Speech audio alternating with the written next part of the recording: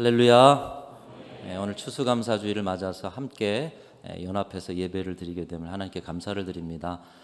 무엇보다 회복포유의 여정 속에서 여러분이 움직이시고 또 찾아가시고 손을 내미셔서 오늘 옆에 계신 분들이 우리 열매고 1부, 2부, 3부 다 다른 예배를 드리다가 우리가 함께 예배를 드리면서 교회에 계속 열심히 나오고 계셨구나, 우리의 가족이구나 확인할 수 있는 자리가 이 자리가 아닌가 싶습니다. 우리 옆에 분들 바라보시면서 이렇게 한번 인사하겠습니다. 당신은 꽃보다 아름다우십니다. 사랑합니다. 축복합니다.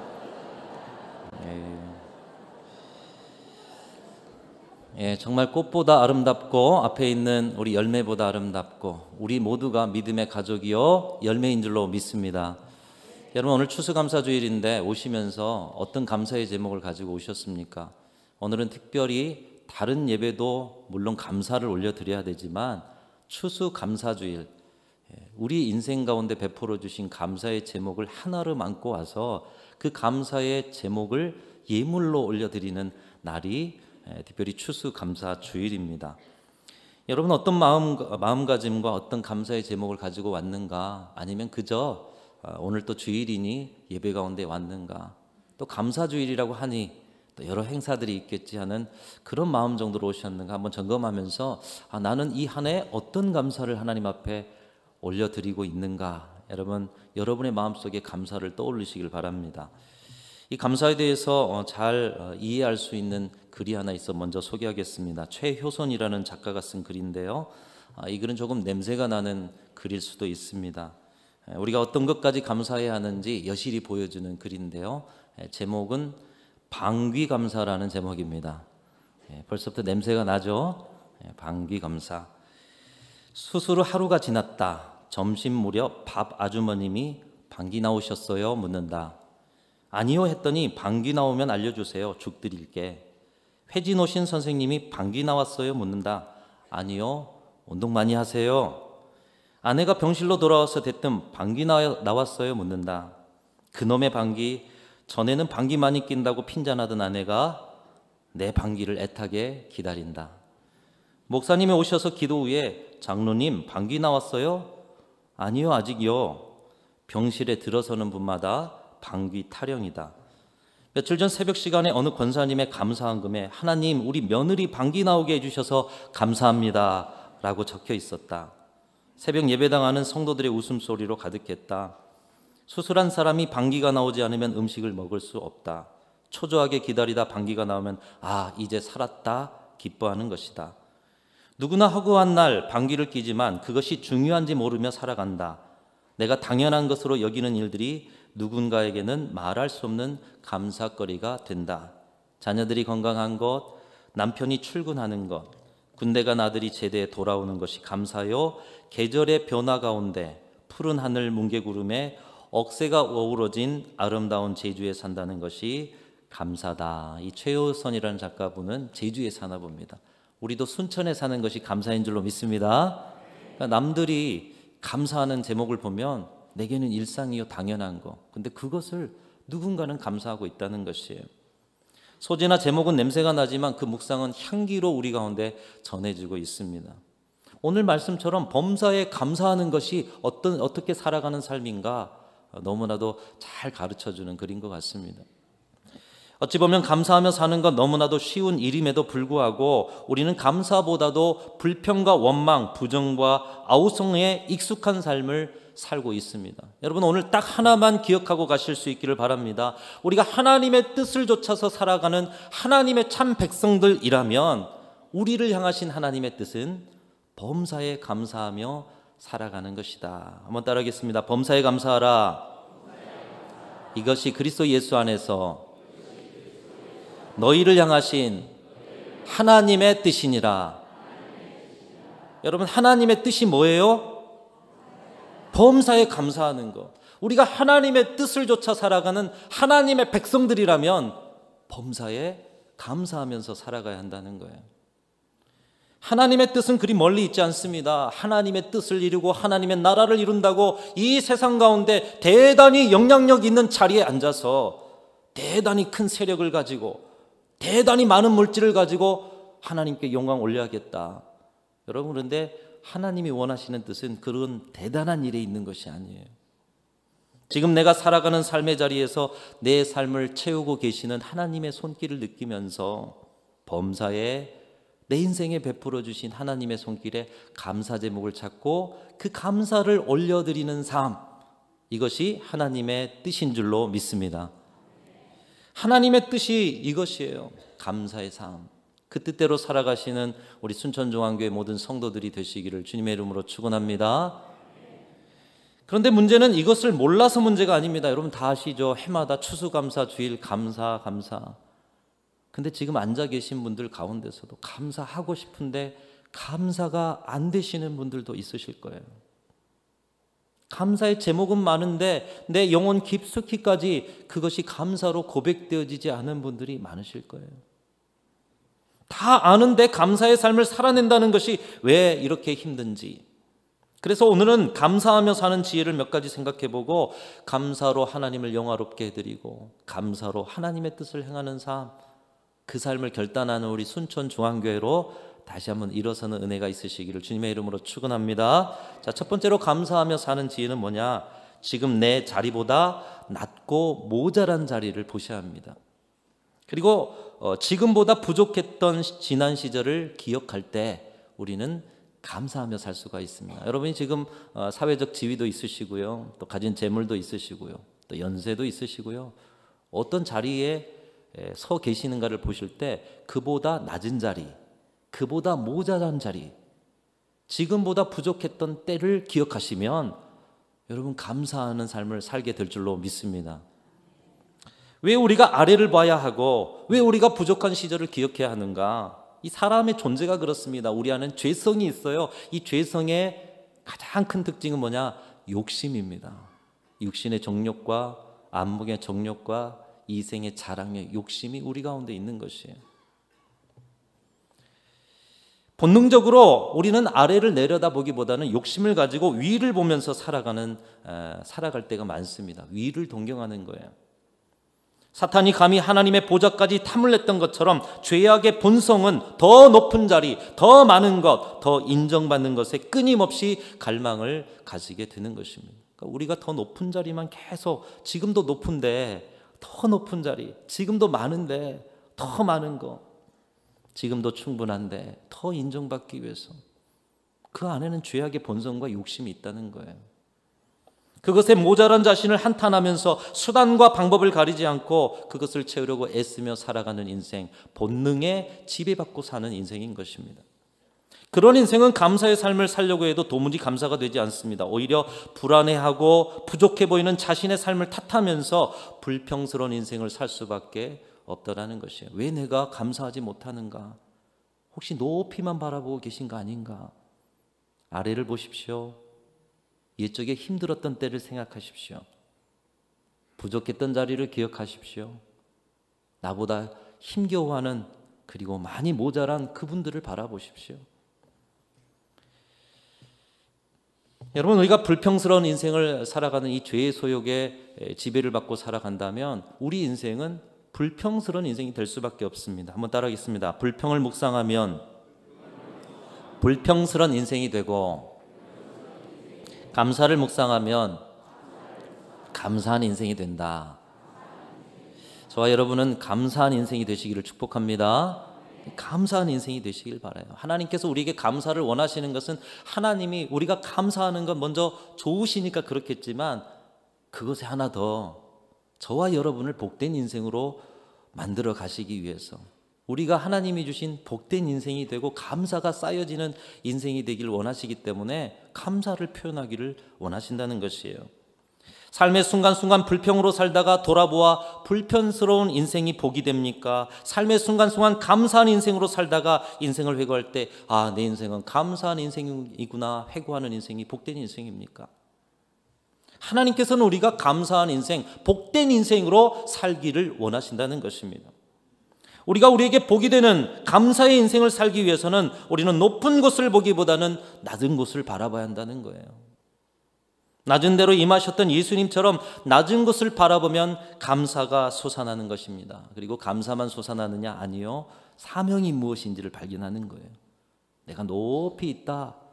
그리고 더 높은 곳을 바라보면서 욕심낼 때는 사명이 보이지 않아요. 내 욕심만 보여요. 낮은 것을 바라보면 감사가 시작되고 사명이 보이기 시작하는 거예요. 페르시아에 사니아라는 유명한 시인이 있었습니다. 그는 평소 불평하지 않았는데 딱 인생 가운데 한 번 불평한 적이 있었다는 거죠. 한 번은 신발이 살 돈이 없어서 맨발로 걷게 된 때였습니다. 그러면서 여러분 맨발로 걸어 다니면서 얼마나 힘들었겠어요. 그래서 불평이 나오는 거예요. 왜 우리 부모님은 경제적으로 이렇게 힘들어서 내가 신발 살 돈도 제공해 주지 못하는가. 이 불평하고 조금 가다 보니까 다리가 없는 사람을 만나게 되는 거예요. 그 사람을 보는 순간 자신의 처지를 생각해 보니 신발이 없어도 나는 감사하네. 이 두 발로 걸어 다니는 것이 얼마나 감사한가. 하나님 참 감사합니다. 다리 없는 사람에 비하면 비록 신발을 신지는 못했지만 두 발로 걸을 수 있으니 참 행복하고 감사합니다. 하나님께 감사의 기도를 드렸다는 거예요. 그러면서 사람들에게 가르치기를 어떨 때 감사가 나오느냐? 낮은 것을 바라볼 때, 나보다 힘겨운 사람들, 어려운 사람들 바라볼 때, 그리고 그 자리에서 사명이 보이기 시작한다는 거죠. 저도 설교를 준비하면서 저의 지난 시절을 떠올리면서 감사의 제목을 다시 한번 발견하고 하나님 앞에 감사를 드렸습니다. 제가 중3 때 저희 부모님이 여천에 보면 여러 섬들이 있지 않습니까? 거문도로 목회를 가셨어요. 광양에서 목회하시다가 거문도로 가셨어요.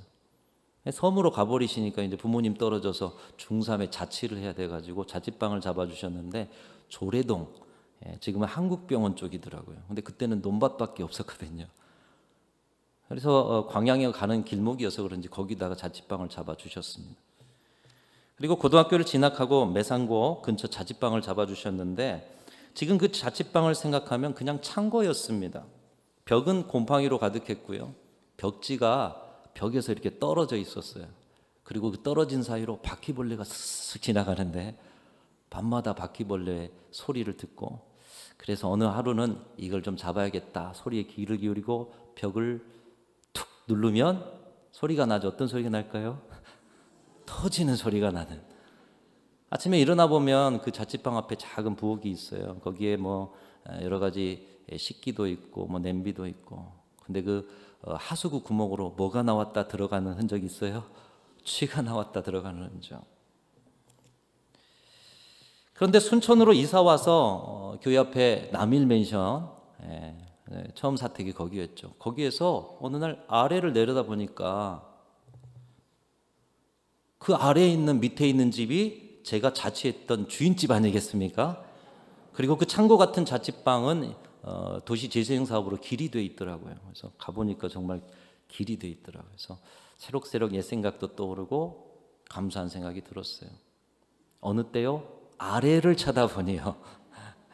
남일맨션에서 아래를 쳐다보니요. 아래를 내려봐야 한다는 것입니다. 부족한 시절을 기억해야 한다는 것입니다. 그러할 때 감사가 절로 나오게 될 줄로 믿습니다. 하나님이 채워주신 것들을 하나하나 새록새록 헤아리며 기억할 때 우리는 감사를 드릴 수밖에 없는 것이에요.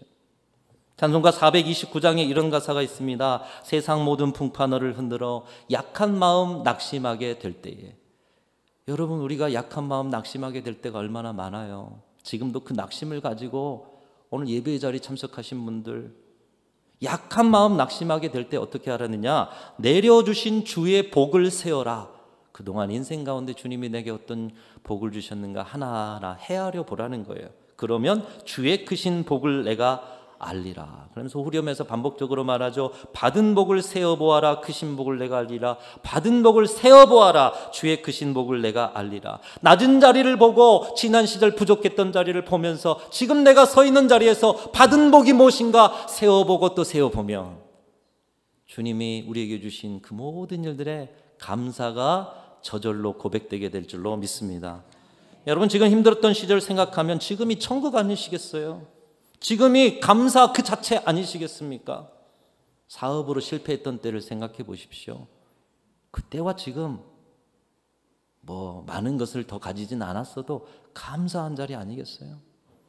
질병으로 고통하고 통증 속에서 밤마다 두려움으로 보냈을 때, 그런데 지금 그 질병이 나았던 자리가 지금 있다라면 지금이 천국 아니겠어요? 나라를 잃고 고통하던 때를 생각하면 자유 대한민국은 어찌 되었든 천국인 것입니다. 도대체 얼마를 가져야, 도대체 무엇이 달라져야, 무엇을 이루어야 감사를 시작할 수 있겠습니까? 지금이 천국이요? 지금이 감사할 줄 모르는 사람은 세상 것 다 주어도 감사할 수 없는 거예요. 근데 열악한 상황 속에서도 지금 감사할 수 있는 사람은 세상 것 다 주심에 더 큰 감사를 드릴 수 있게 될 줄로 믿습니다. 저와 여러분이 이런 인생, 이런 지혜를 가지고 살아가시기를 축복합니다. 감사가 나오지 않으십니까? 낮은 곳을 바라보십시오. 여러분의 지난 시절 부족하고 힘들었던 자리를 바라보십시오.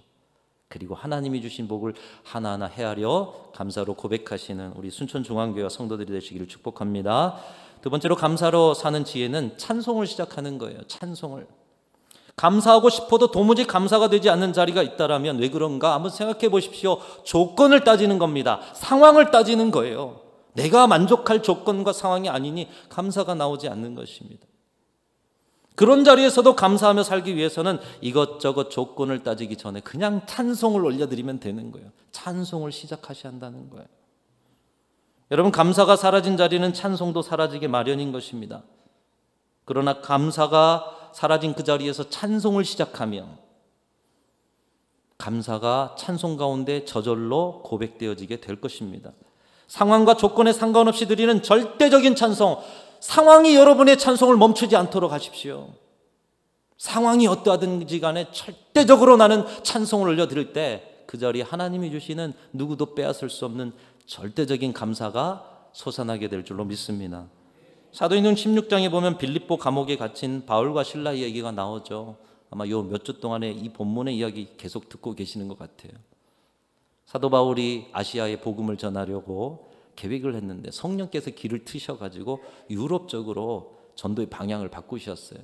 그 유럽 전도의 첫 성이 어디냐? 빌립보라는 곳이에요.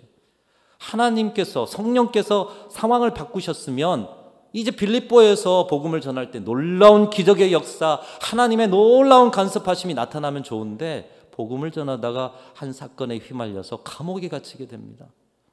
여러분, 만일 상황과 조건을 바라봤다면 사도 바울과 실라는 감사할 수 없는 사람들이에요.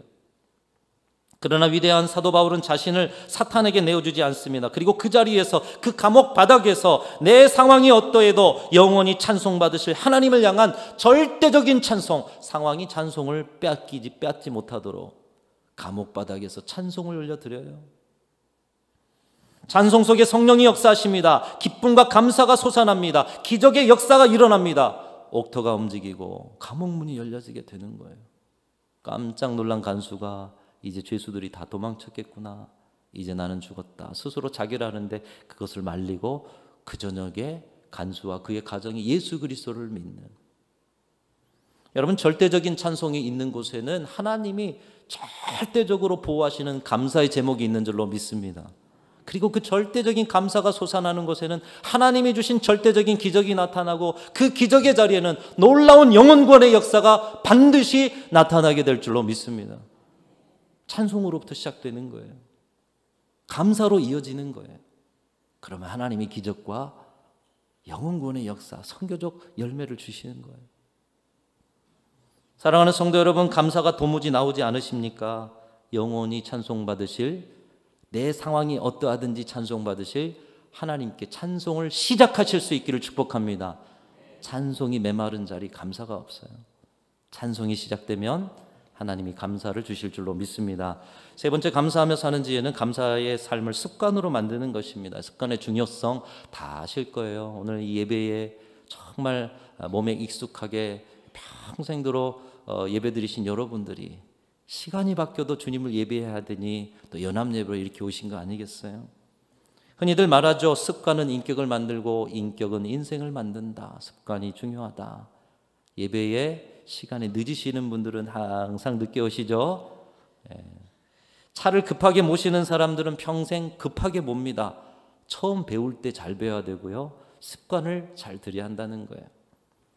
그래서 오늘 여기 신앙생활 혹시 새로 시작하는 분이나 또 여러 일들의 신앙의 자리를 다시 시작하는 분들이나, 여러분 무작정 교회 다니시지 마시고 신앙의 본이 되는 분을 잘 찾으셔서 신앙의 습관을 잘 들여가시기를 축복합니다. 그것이 여러분의 인생과 신앙을 결정하기 때문이에요. 습관이 참 중요합니다. 마찬가지로 불평의 습관을 가진 사람은 평생 불평하며 삽니다. 교회를 위한다 하지만 또 주님을 위한다 하지만 여러분 그 자리에 불평이 많다라면 그 자리가 어떻게 복된 자리가 되겠어요?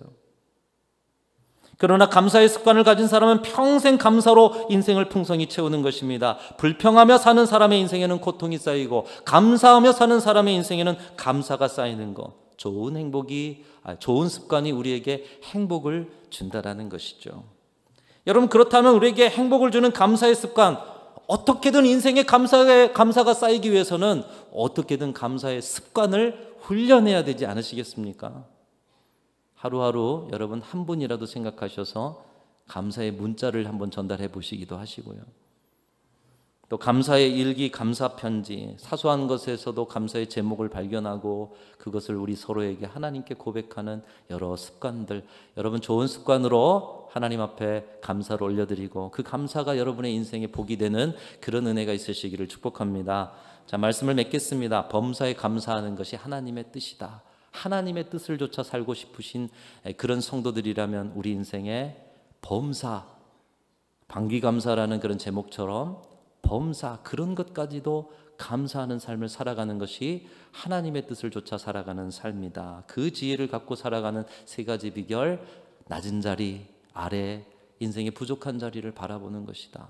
두 번째로는 절대적인 찬송을 시작하고 절대적인 감사를 드리는 것이다. 세 번째로는 감사의 습관을 훈련하는 것이다. 이 세 가지 기억하시고 저와 여러분의 삶에 감사의 제목을 하나님 앞에 올려드림으로 감사로 하나님을 영화롭게 하는 복된 인생 살아가시기를 주님의 이름으로 축원합니다. 추수감사주일에 우리 다른 건 많은 감사도 있지만 무엇보다 우리 서로를 향해서 감사합니다. 당신이 제 열매입니다. 은혜가 넘치는 그런 시간들이 되시길 축복합니다. 우리 옆에 분들 다시 한번 바라보면서 당신이 저의 인생의 열매입니다. 신앙의 열매입니다. 감사합니다. 사랑합니다. 축복합니다.